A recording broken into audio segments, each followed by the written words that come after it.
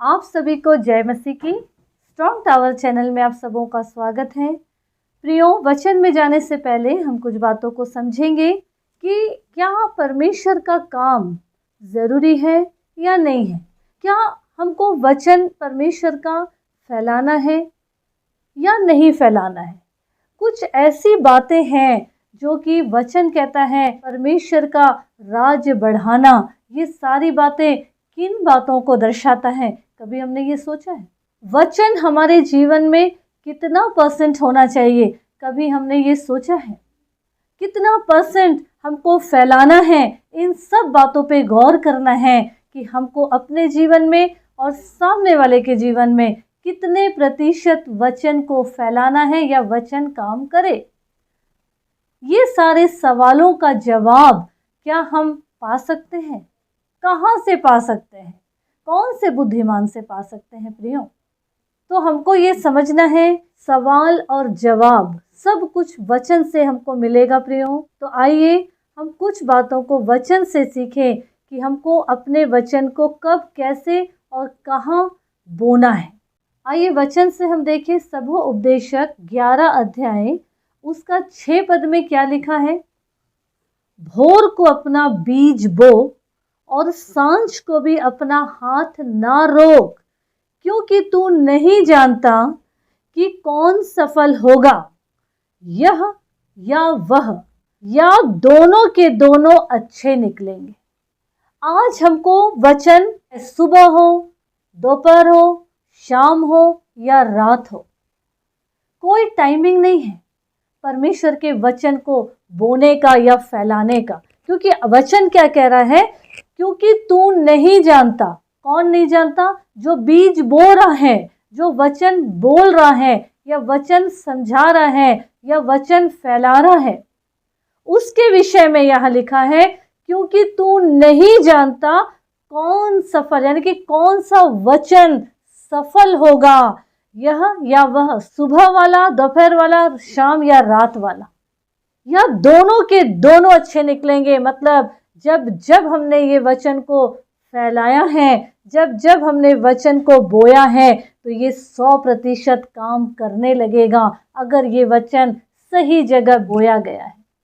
हो सकता है ये तुरंत कार्य करे, हो सकता है ये वचन कुछ वक्त के बाद कार्य करे। हमको अपना बीज डाल देना है। सुसमाचार का कोई टाइमिंग नहीं है। ये जीवन का, जिस तरह बल के कारण परमेश्वर ने हमारे जीवन को 80 तक ठहरा दिए हैं कि हमारा ये जीवन एक पल या कहा जाए एक हद है, पर वचन बोने का, फैलाने का कोई सीमा नहीं है।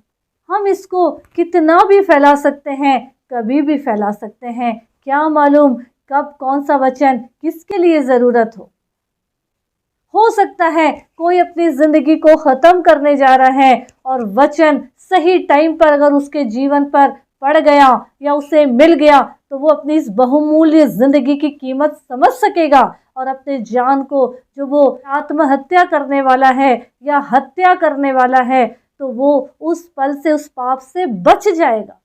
तो समय को हमको ध्यान नहीं देना है कि बीज हमको कब बोना है प्रियो।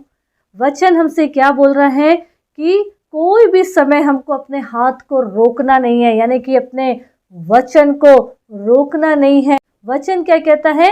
जो परमेश्वर के कार्य को आलस्य से करता है उसका जीवन श्रापित है, उसका जीवन दंड के अधिकारी परमेश्वर उसको कर देगा। और श्रापित जिंदगी उसी इंसान की होती है जो परमेश्वर की दृष्टि से गिर चुका। अगर हम ये सोचें कि हमको परमेश्वर ने बहुत प्यार किया है और हमारा जीवन मनुष्य में है, मानव है, क्योंकि खुदा ने तो अपने इकलौते पुत्र को भेजा और हमारे लिए उसकी जान को तक निकाल दिया, तो हम बहुत फूले ना।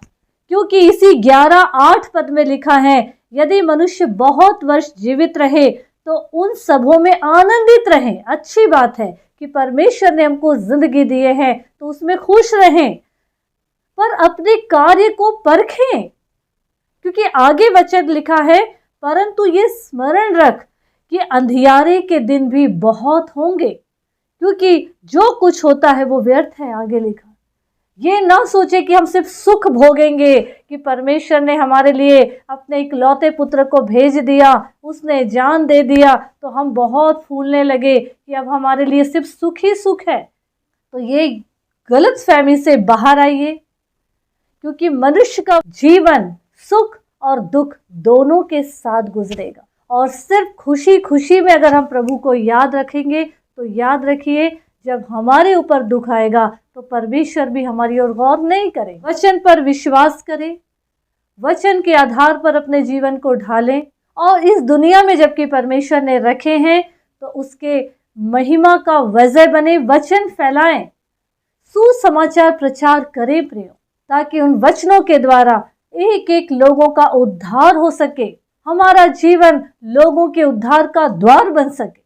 वचन को पढ़िए, मनन करिए, फैलाइए, ताकि हमारे जीवन से कई आत्मा प्रभु के राज में दाखिल हो सके। प्रभु यीशु मसीह इस वचन के द्वारा हम सबों को आशीष दे। आमीन आमीन।